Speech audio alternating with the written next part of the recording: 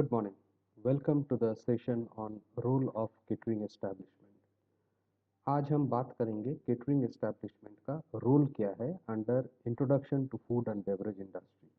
जैसे हम सब जानते हैं कि फूड एंड बेवरेज इंडस्ट्री के अंदर केटरिंग एस्टैब्लिशमेंट एक ऐसा एरिया है जिसका महत्व काफ़ी ज़्यादा है। The concept of catering dates back to the 4th million BC, and there is evidence that it prevailed in Egypt. There is lot of evidence, मतलब बहुत सारा प्रूफ ऐसा मिला है कि द कंसेप्ट ऑफ केटरिंग जो फूड सर्विस का जो इंडस्ट्री है ये 4th मिलियन बीसी से पहले से भी चालू है। And Egypt is the one country जहाँ पे एविडेंस है कि द एंशियंट ग्रीक्स ये केटरिंग एज ए ट्रेड चालू किया था। And most of the time during the Roman empires ये जो केटरिंग का जो सर्विस होता था, जो फूड सर्विस होता था in different inns and serais, so all this food service were actually done by the slaves. उस टाइम जो स्लेवरी होता था तो स्लेव्स के द्वारा ये सर्विस किया जाता था। After the French Revolution in the 18th century, the first French restaurants were started. Then slowly the industry develop होने लगा है।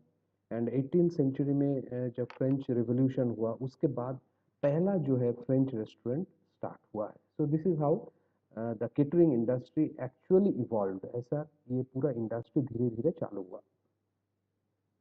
The international food service industry provides millions of meals a day in a wide variety of types of operations. अलग अलग operations में the international जो अपना अंतर्राष्ट्रीय food service industry है, तो अलग अलग मील में अलग अलग टाइप ऑफ फूड प्रोवाइड करते हैं। Now food can be included in wide range of styles and cuisines. Food को जो हम लोग सेग्रीगेट करते हैं तो डिफरेंट क्विजिन्स हो गया, डिफरेंट स्टाइल्स हो गए, उसके हिसाब से हम फूड को सेग्रीगेट कर सकते हैं।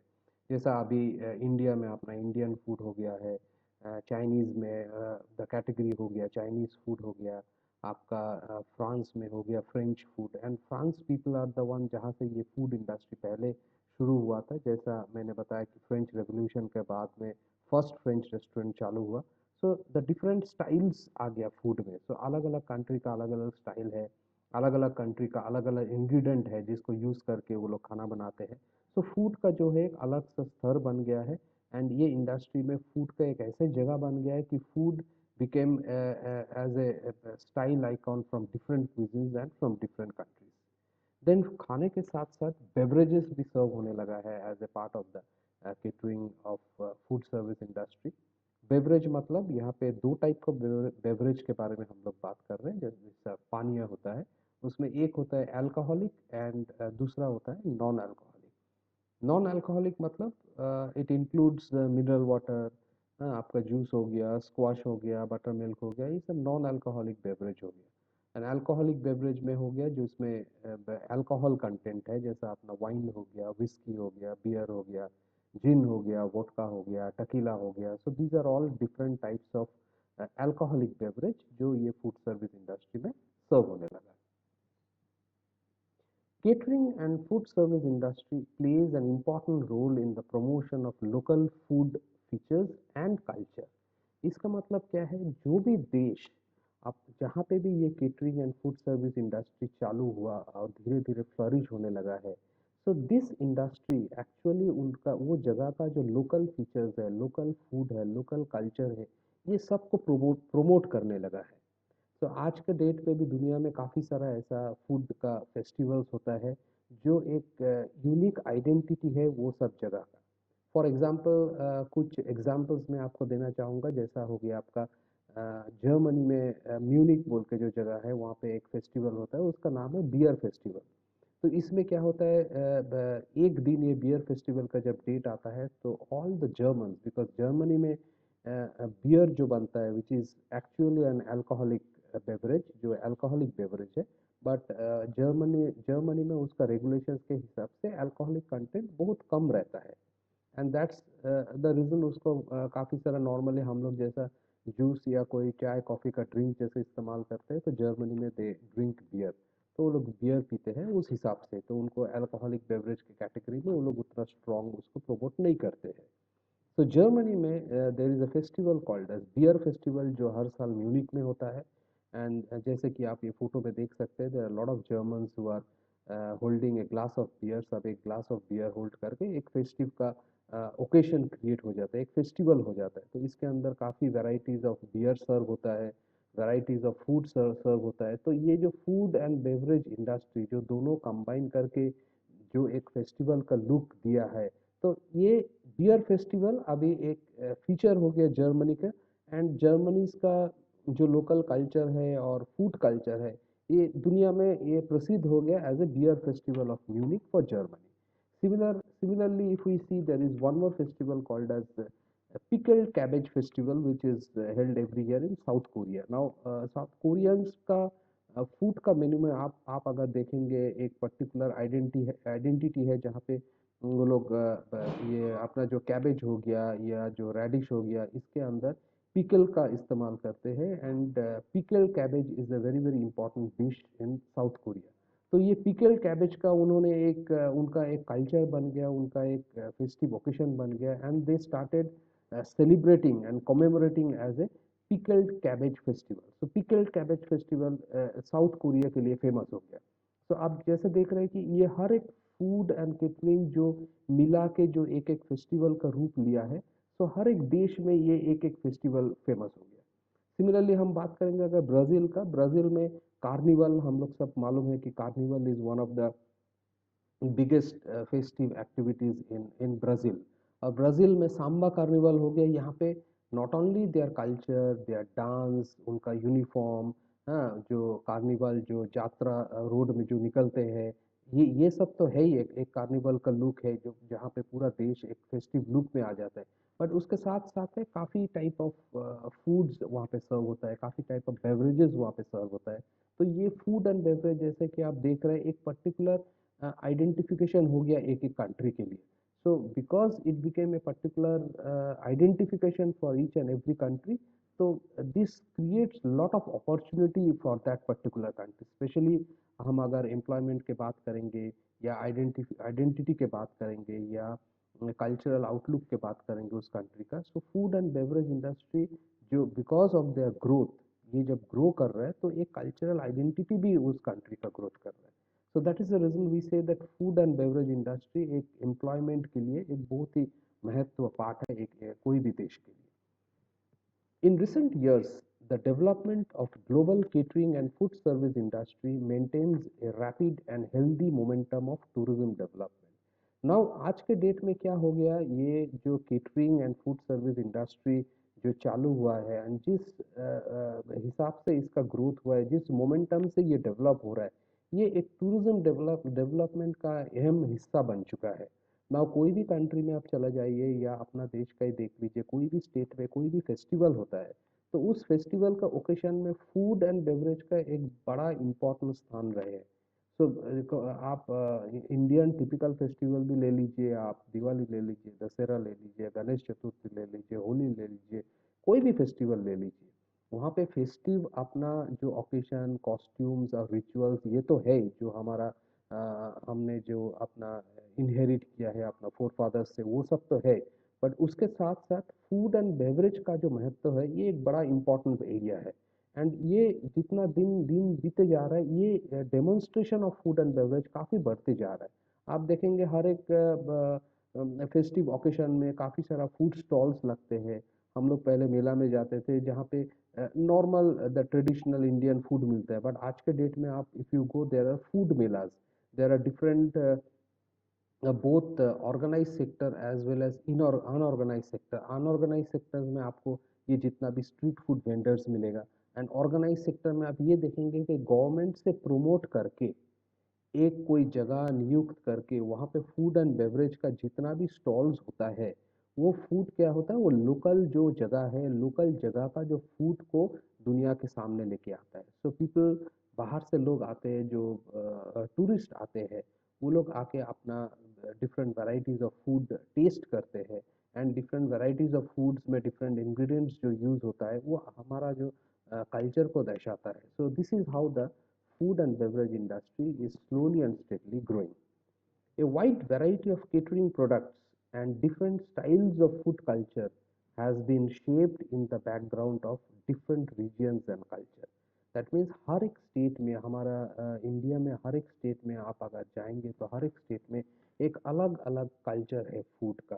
कहीं पे एक मस्टर्ड ऑयल यूज़ होता है जो सरसों का तेल यूज़ होता है। आप अगर साउथ में चले जाओगे तो यू विल फाइंड कि नारियल का तेल यूज़ होता है ना। ये सब जो खाने का जो सामान है खाने का जो बेसिक इंग्रेडिएंट्स है रॉ मटेरियल्स जो यूज़ करते हैं ये बेसिकली क्या होता है it depends on the geographic condition of that particular place. मतलब उनको वो एरिया जहाँ पे स्थापित है वहाँ पे जो स्ट्रेंथ है। जैसा ईस्टर्न इंडिया में आप अगर जाओगे तो ईस्टर्न इंडिया में बारिश काफ़ी होता है।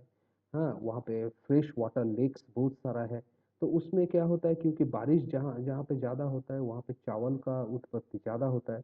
तो लोग ईस्टर्न इंडिया में और साउदर्न इंडिया में और कोंकण बेल्ट में जहाँ पे बारिश का एरिया है वहाँ पे देखना लोगों के अंदर राइस का प्रोडक्ट्स खाने का और राइस का प्रोडक्ट्स का इस्तेमाल बहुत ज़्यादा है। And they are basically fish eaters in that particular area. Similarly आप अगर एकदम नॉर्थ में चले जाओगे कश्मीर में चले जाओगे और नॉर्थ वेस्ट चले जाओगे these are areas are pretty dry और नॉर्थ में इंटेयर नॉर्थ में काफ़ी ठंड पड़ता है। तो लोगों को पहले से शुरुआत से जब खाने पीने का जब ये इंडस्ट्री चालू हुआ था तो people use to take food जिसमें प्रोटीन रिच होता है। दैट मीन्स आप अगर कश्मीर में चले जाओगे वहाँ पे ब्राह्मीज भी आपको मटन खाता है। तो that means what the food का जो कल्चर है ये हमारा रीजन का कल्चर और रीजन का बैकग्राउंड जिस रीजन जो स्थापित है उसका ज्योग्राफिकल कंडीशन जो है उसके हिसाब से प्रेरित हुआ है। तो इसीलिए ये इंडस्ट्री जब ग्रो करता है it grows with the particular identity of that particular region। so वो particular region भी को भी growth देता है। एंड उस पर्टिकुलर रीजन का कल्चर उस पर्टिकुलर रीजन का फूड हैबिट्स उस पर्टिकुलर रीजन का everything keeps growing with the growth in food and service industry. another very very important aspect कि ये जब when the tourism industry specially जब टूरिज्म इंडस्ट्री के अंतर्गत हम लोग बोलते हैं कि catering and food service industry is an important career, so it is a very very important career of brand and culture। That means आज अगर यूरोप में फॉर एग्जांपल एक इंडियन फूड फेस्टिवल हो रहा है एंड इंडियन फूड फेस्टिवल में वहाँ पे से फॉर एग्जांपल एक राजस्थान का फूड स्टॉल लगा हुआ है। दैट मीन्स वहाँ पे क्या हो रहा है राजस्थान का जितना भी टाइप्स ऑफ फूड है वो हम वहाँ पे सर्व करने लगे हैं। तो we are basically showcasing the culture of Rajasthan through the use of food. तो वहाँ पे वो फूड का डिस्प्ले उस तरह से होता है। लोग जो वहाँ पे सर्व कर रहे हैं वो काउंटर में खड़ा होके और जो ये फूड स्टॉल में अपना फूड को प्रमोट कर रहे हैं सो दे मे बी वेयरिंग जो राजस्थानी लोकल कल्चर का कॉस्ट्यूम्स पहना हुआ है। They may be using the local language the terms which are using are the local terms. तो इसका मतलब क्या है केटरिंग जो इंडस्ट्री है this food and catering industry it is a carrier of brand and culture. मतलब आपका particular reason का जो ब्रांड वैल्यू वो आपको लेके जाता है और आपका पर्टिकुलर एरिया का जो कल्चरल रिचनेस है उसको भी फूड की through they promote your culture। Second is this industry that is catering and food service industry is today considered as provider of the major employment opportunities in the country because आज food एक अहम हिस्सा हो गया हर तरह से growth के लिए। And when this industry food and beverage industry जुड़े हुए हैं एक साथ to promote your brand to promote your culture the promote your opportunities in that particular area so automatically बहुत सारा लोग इसमें जुड़ा हुआ रहता है।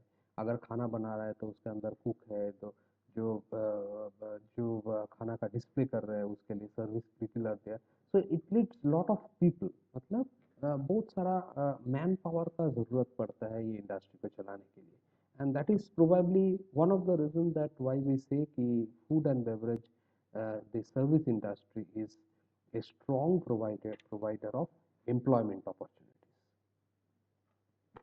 The core activity in tourism is the hotel and catering industry, which includes business and leisure tourism as well as everyday business and leisure activities for local inhabitants।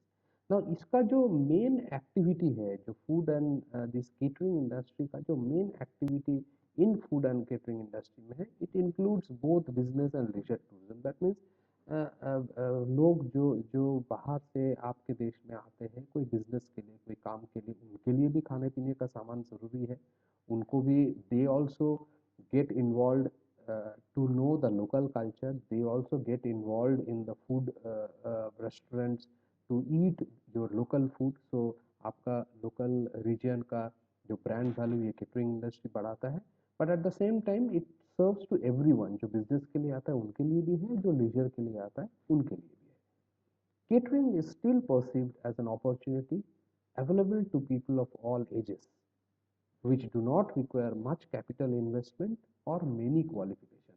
That means आज के डेट में ये industry से युक्त होने के लिए ना तो कोई वैसा फॉर्मल ट्रेनिंग का ज़रूरत है बट उतना बजट भी नहीं चाहिए ये बिजनेस आपको चालू करने के लिए सो केटरिंग का बिजनेस कोई भी चालू कर सकते हैं the major requirement what that person should have is he should have interest in food थोड़ा फूड का नॉलेज होना चाहिए and he should be able to serve with a smile to the people but इसके लिए क्या होता है जो लोग इसमें डायरेक्टली इन्वॉल्व होंगे दैट मीन्स फॉर एग्जांपल आप कोई पर्टिकुलर टाइप का फूड बनाना चाहते हैं और particular type of food service करना चाहते हैं then you have to be a person who should have knowledge of that food so भले ही हम लोग बोलते हैं कि anyone can open a restaurant तो रेस्टोरेंट तो सभी ओपन कर सकते हैं एज ए बिजनेसमैन आप मालिक होकर रेस्टोरेंट ओपन कर सकते हैं बट उसको चलाने के लिए आपको कुछ टेक्निकल नॉलेजेस का ज़रूरत होगा and those technical knowledges can be achieved from a small training जैसा